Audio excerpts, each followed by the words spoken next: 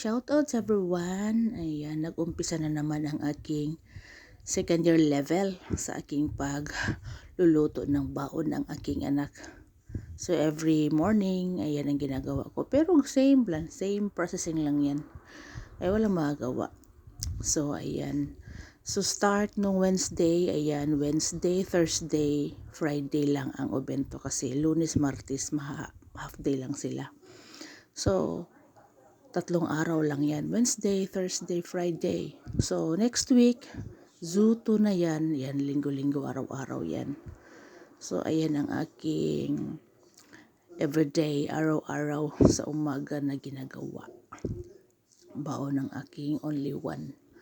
So, paulit-ulit lang siya. Wala naman siyang Kaya, pero natutuwa siya nung nakaraan kasi bago na naman ang classmate niya. Sabi niya, wow, ang sarap. Sus, pagdating, pinagkaguluhan daw ang kanyang obento kasi ang ganda daw ng obento at ang sarap daw.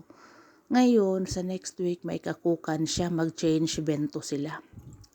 Magpaalam pa sa teacher kung pwede daw yan. So, kukan bento daw. Tapos nag-request na ganito ang gagawin, heart daw, ganun-ganun, mag-change bento sila, change baon sila ng mga classmate niya. So makipag-change daw yung itlog daw niya.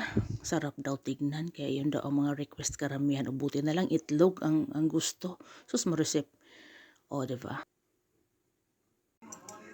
So ayan, gawa tayo ng yung mais, may tirang mais. Ay hindi ko sayang itapon, diba? So lagyan natin ng isang pirasong itlog. Kunting harina, kunting cornstarch. O halo-haloin, igisa. Iprito natin. O, edi magiging na. Kunting asukal. Lagyan ko ng asukal lang para matamis siya. Asukal. Kunti lang nilagay ko. Kasi manamis-tamis na yung corn dito eh. Ayan, halo-haloin mo lang. Oh. Kasi parang nahinaya ako. Ang mahal kaya ng lata na mais dito. Parang nahinaya ako tinapon. O, diba? So, ayan. Ginawa ko ng parang anong tawag yan? Basta, pwede naman yan eh. Hindi kasi masarap ang mais na kainin mo lang. So ayun, ginanyan ko, ginawa kong pancake, mais cake, anong tawag nun, basta yan na yun.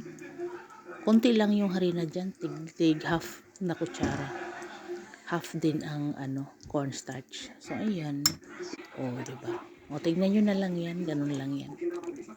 Di karamihan kasi sa mga mais dito nakalata, hindi naman yan mauubos. Sayang naman itapon. Kaya ayan, nilagay ko sa ginaganyan-ganyan ko siya. Ang sarap kaya, matamis-tamis. Diba? Ginawa kong hot cake ba yun? Basta, mais cake. Basta, parang ganun. Ayan na siya. Yan lang. Gawin mo lang itlog, harina lang. Pwede harina. Pwede rin cornstarch lang. Kahit anong gusto ninyo. Basta magiging ganyan siya. Diba? Tapos, yan ang snacks. So, babash. Thank you for watching. Ganun talaga pag gagawa ka ng snacks. Thank you for watching. Ayan, nag-update lang ako ng aking obento. Okay? Thank you.